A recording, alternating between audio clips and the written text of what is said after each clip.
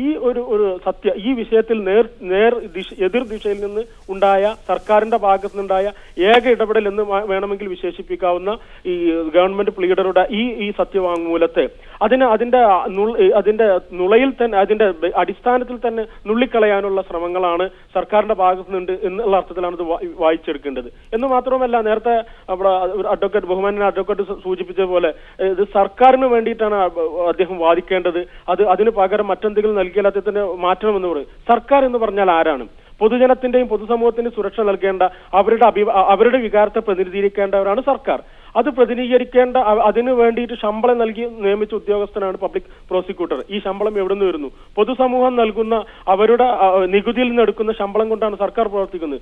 അതുകൊണ്ട് തന്നെ സർക്കാർ പ്രതിനിധീകരിക്കേണ്ടത് സമൂഹത്തിന്റെ പൊതുവികാരമാണെന്നിരിക്കെ അതിൽ നിന്ന് മാറി നിൽക്കുകയും അതിന് സാങ്കേതികത്വം പറയുക എന്നുള്ളത് ഒട്ടും അംഗീകരിക്കാൻ കഴിയുന്ന ഒരു സംഗതി മാത്രമല്ല ഇപ്പോൾ നടന്നുകൊണ്ടിരിക്കുന്ന ഈ മൊത്തം എപ്പിസോഡ് പരിശോധിച്ചാൽ തന്നെ ഇത് ഏതെങ്കിലും ഒരു മാഫിയ സംഘങ്ങൾക്ക് വേണ്ടി മൊത്തം സമൂഹത്തിനെതിരിൽ നിൽക്കുന്ന ഏതെങ്കിലും വിശ്വാസത്തിന്റെ എന്തൊരു ഭാഗമല്ല, മറിച്ച് നമ്മൾ എല്ലാവരും ഏത് മതസ്ഥരായും പൊതുവിൽ അംഗീകരിക്കുന്ന രാജ്യത്തിന്റെ മുന്നിൽ നിൽക്കുന്ന നിയമവ്യവസ്ഥയെ വെല്ലുവിളിച്ചുകൊണ്ടിരിക്കുന്ന എല്ലാത്തരം മാഫിയ സംഘങ്ങൾക്കും അത്തരത്തിലുള്ള ആളുകൾക്ക് വേണ്ടിയിട്ട് സർക്കാരുകളും പ്രധാനപ്പെട്ട രാഷ്ട്രീയ പാർട്ടികളും എല്ലാം മൗനം പാലിക്കുന്നു എന്നുള്ളിടത്തുനിന്നാണ് ഈ വിഷയം. സത്നാം സിംഗിന്റെ കേസിൽ ഏതെങ്കിലും ഒരു പബ്ലിക് പ്രോസിക്യൂട്ടർ മാറി അല്ലെങ്കിൽ അയാളിൽ ഒരു വീഴ്ച പറ്റി എന്നുള്ളതല്ല, സർക്കാരും ഇതുപോലുള്ള പൊതുസമൂഹവും പാലിക്കുന്ന കടുത്ത നിശബ്ദത അല്ലെങ്കിൽ കടുത്ത മൗനം, തീർത്തും കുറ്റകരമായ മൗനത്തെയാണ് ഇത്തരത്തിലുള്ള നടപടികൾ സൂചിപ്പിക്കുന്നത് എന്നുള്ളത് തന്നെയാണ് ഈ വിഷയത്തിൽ. ഞാൻ തിരിച്ചു വരാം താങ്കളിലേക്ക്. ഇപ്പോൾ വിളക്കുപാറയിൽ നിന്ന് മണി എന്ന പ്രേക്ഷകനുണ്ട്. മണി, പറഞ്ഞോളൂ. ഈ ഇന്ത്യൻ ഭരണഘടനയില് വളരെ നിയമം ഉൾക്കൊള്ളുന്ന ഒരു രാജ്യമാണ് ഇന്ത്യ എന്ന് പറയുന്നത്. ഈ ഇന്ത്യൻ ഭരണഘടനയില് ഏറ്റവും നല്ല രീതിയിൽ ഭരണം കാഴ്ചവെക്കുന്ന ഒരു രാജ്യമാണ് നമ്മുടെ ഇന്ത്യ. എന്നാൽ ഈ അമൃതാനന്ദമയിയുടെ മഠത്തിൽ നടക്കുന്ന വൻ റൈറ്റ്, വളരെയധികം നന്ദി മണി ഈ അവസരത്തിൽ പ്രതികരിച്ചതിന്. ശ്രീ പ്രമോദ്, ഒരുപക്ഷെ സത്നാം സിംഗിനോട് കാണിച്ചിട്ടുള്ള നീതി നിഷേധം അത് എത്രമാത്രം ഗുരുതരമാണ് എന്നതിന് ഈ ഘട്ടത്തിലെങ്കിലും നമ്മൾ പരിശോധിക്കേണ്ടതല്ലേ? തുടക്കത്തിൽ തന്നെ അദ്ദേഹത്തെ തീവ്രവാദിയായി ചിത്രീകരിക്കാനുള്ള ഒരു ശ്രമം നടന്നു. വധശ്രമത്തിന് കേസെടുക്കുന്നു. മരണപ്പെട്ട് 1 വർഷം പിന്നിട്ടിട്ടും അന്വേഷണം എവിടെയും എത്തിയിട്ടുമില്ല. തുടർച്ചയായി എന്തുകൊണ്ട് ഇത്തരത്തിലുള്ള നീതി നിഷേധം ഉണ്ടാകുന്നു? ഈ സത്നാം സിംഗിന്റെ വിഷയം പറയുമ്പോൾ അദ്ദേഹം വളരെ അഭ്യസ്തവിദ്യനായ ഒരു ചെറുപ്പക്കാരനും അത്തരം ഒരു കുടുംബത്തിൽ നിന്ന് വരുന്ന വ്യക്തിയായതുകൊണ്ട് മാത്രമാണ് ഇത് പബ്ലിക് ഇത്രമാത്രം ചർച്ച ചെയ്യപ്പെട്ടത്. ഇത്രയും സമൂഹത്തിൽ ഉന്നതരല്ലാത്ത പല ആളുകൾക്കും അവിടെ ഇതിലും ഭീകരമായ, ഇതിലും ഭീതിദായകമായ വിഷയങ്ങളാണ് അവിടെ നേരിടേണ്ടി വരുന്നത്.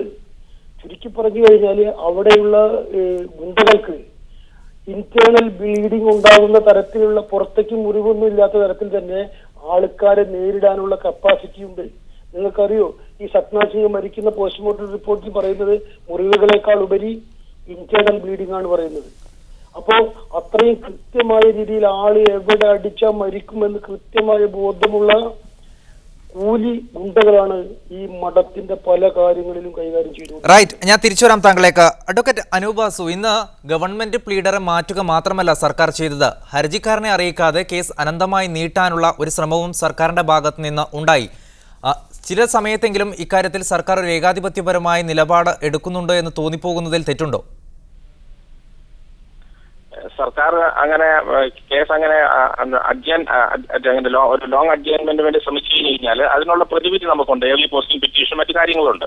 അങ്ങനെ സർക്കാർ ഏതെങ്കിലും രീതിയിൽ ചെയ്തു കേസ് അഡ്ജന്റായി പോകുന്നില്ല. നിങ്ങൾ ഒരു കാര്യം മനസ്സിലാക്കണം, ഹൈക്കോടതിയിലും മറ്റു കോടതികളിലും സർക്കാരും വാദിയും ഒരേ പ്ലാറ്റ്ഫോമിലാണ് ശരിക്കും.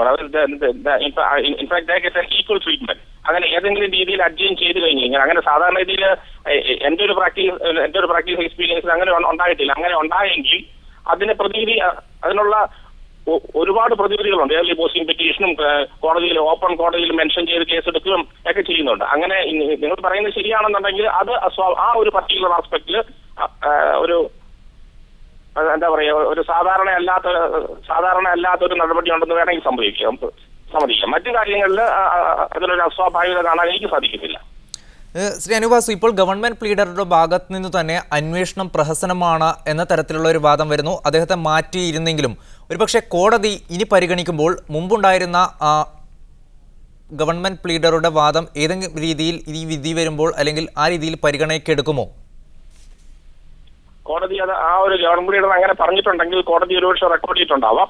അതിന്റെ ബേസിൽ ഫർദർ ക്വസ്റ്റ്യൻസ് ഉണ്ടായേക്കാം. കോടതി ഇനി സർക്കാരിന്റെ ഭാഗം അപ്പിയർ ചെയ്ത് വരുന്ന GP-യോട് ചോദിച്ചേക്കാം. മുൻ GP ഇങ്ങനെ ഒരു റിമാർക്കായിട്ട് പറഞ്ഞിട്ടുണ്ട്. സോ അതിന്റെ എക്സ്പ്ലനേഷൻസ് എന്ത് ബേസ്ഡ് ഓൺ വാട്ട് ബേസിസ് ഈ submit such A submission such A remark എന്നൊരു ക്വസ്റ്റ്യൻസ് ഉണ്ടായേക്കാം.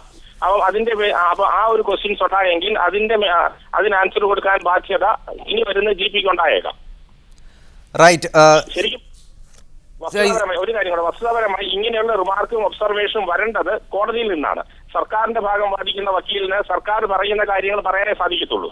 Because he is answerable to the government, to the client.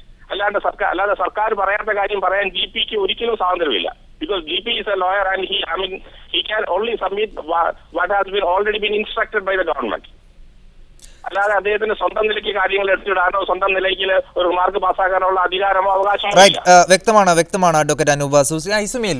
ഇവിടെ TP ചന്ദ്രശേഖരൻ വധം വളരെ വ്യാപകമായി ചർച്ച ചെയ്യപ്പെടുകയും 51 വെട്ട് കമ്മ്യൂണിസ്റ്റുകാരുടെ ക്രൂരത എന്ന തരത്തിൽ വലിയ രീതിയിൽ വിലയിരുത്തുകയും ചെയ്ത ഒരു സമൂഹമാണ്. 77 പാടുകളുള്ള അല്ലെങ്കിൽ ബീഹാറുകാരനായ ഒരു യുവാവ് വളരെ ക്രൂരമായി അതേ രീതിയിൽ കൊല ചെയ്യപ്പെട്ടിട്ടും അതിനോട് വലിയ രീതിയിൽ മുഖം തിരിച്ചത് ഇപ്പോഴും അതിൻ്റെ ഉത്തരം നമുക്ക് ലഭിച്ചിട്ടുമില്ല. ഒരുപക്ഷെ അതിൽ എതിർവശത്ത് നിൽക്കുന്നത് ഒരുപക്ഷെ അമൃതാനന്ദമയി മഠം പോലെയുള്ള വലിയ സ്ഥാപനങ്ങൾ ആയതുകൊണ്ടാണോ പൊതുസമൂഹവും വലിയൊരു പക്ഷം മാധ്യമങ്ങളും ഇതിനെ കണ്ടില്ല എന്ന് നടിക്കുന്നത്? തീർച്ചയായും അങ്ങനെ തന്നെയാണ് നമ്മൾ കാര്യങ്ങൾ കാണേണ്ടത് എന്നാണ് ഇപ്പോൾ ഈ അടുത്ത കാലത്തുണ്ടായ സമീപകാലത്തെ സംഭവവികാസങ്ങൾ നമുക്ക് മനസ്സിലാക്കി തരുന്നത്. എന്ന് മാത്രമല്ല, അമൃതാനന്ദമയി മഠത്തിന്റെ വളർച്ചയുടെ വലിയൊരു സുപ്രധാനമായ 2ാം ഘട്ടത്തിൽ മുതൽ മഠവുമായി ബന്ധപ്പെട്ട് ഉയർന്ന എല്ലാ കേസുകളിലും, പ്രത്യേകിച്ചും ക്രിമിനൽ കേസുകളിലെല്ലാം മാറി മാറി വന്ന സർക്കാരുകളെല്ലാം സ്വീകരിച്ച ഇത്തരത്തിലുള്ള ഒരു മൗനം, ആ മൗനത്തെ കൂടി നമ്മൾ ഈ അർത്ഥത്തിൽ തന്നെ കാണേണ്ടതുണ്ട്. അതിന്റെ തുടർച്ചയായ ഒരു കണ്ണി എന്നുള്ള അർത്ഥത്തിൽ മാത്രമേ നമുക്ക് സത്നാം സിംഗിന്റെ മരണത്തെയും അതുമായി ബന്ധപ്പെട്ട് ഉയർന്ന ദുരൂഹതകളെയും കാണേണ്ടതുള്ളൂ എന്നാണ് ഞാൻ മനസ്സിലാക്കുന്നത്. അതിന്റെ മുന്നും പിന്നെയുമായിട്ടുള്ള ഏറ്റവും ഒടുവിൽ DC ബുക്സ് പ്രസിദ്ധീകരിച്ച പുസ്തകത്തിനോട് ഉള്ള ഭരണകൂടത്തിന്റെയും അല്ലെങ്കിൽ നീതിപീഠങ്ങളിൽ നിന്ന് ഉയർന്നു വരുന്ന സ്വരം കൂടി ഈ അർത്ഥത്തിൽ ഒരു സാംസ്കാരികമായ അടിയന്തരാവസ്ഥയിലെ സാംസ്കാരികമായ നിശബ്ദവൽക്കരണം എന്ന് പറയാവുന്ന അർത്ഥത്തിലുള്ള ഒരു സംഗതിയാണ് ഇപ്പോൾ നടന്നു വന്നിരിക്കുന്നതെന്ന് വ്യക്തമാണ്. ഇപ്പോൾ ഷിജു എന്ന പ്രേക്ഷകനുണ്ട് കൊല്ലത്ത് നിന്ന്. ഷിജു പറഞ്ഞോളൂ. ഹലോ ഷിജു, കേൾക്കാം, പറഞ്ഞോളൂ.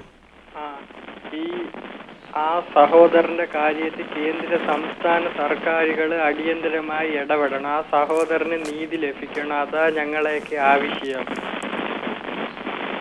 റൈറ്റ്. വളരെയധികം നന്ദി ഷിജു, ഈ അവസരത്തിൽ പ്രതികരിച്ചതിന്. സമയപരിമിതി മൂലം ചർച്ചയോടെ അവസാനിപ്പിക്കുകയാണ്. വളരെയധികം നന്ദി പ്രമോദ് ചന്ദ്രൻ, അഡ്വക്കേറ്റ് അനൂപ് വാസു, ഐസമീൽ ഈ ചർച്ചയിൽ പങ്കെടുത്തതിന്, ഒപ്പം പ്രതികരണങ്ങൾ അറിയിച്ച പ്രേക്ഷകർക്ക്. ഇതോടെ ഇന്നത്തെ ന്യൂസ് 1 മിഡിൽ ഈസ്റ്റ് ഇവിടെ പൂർണ്ണമാകുന്നു. Good night, by.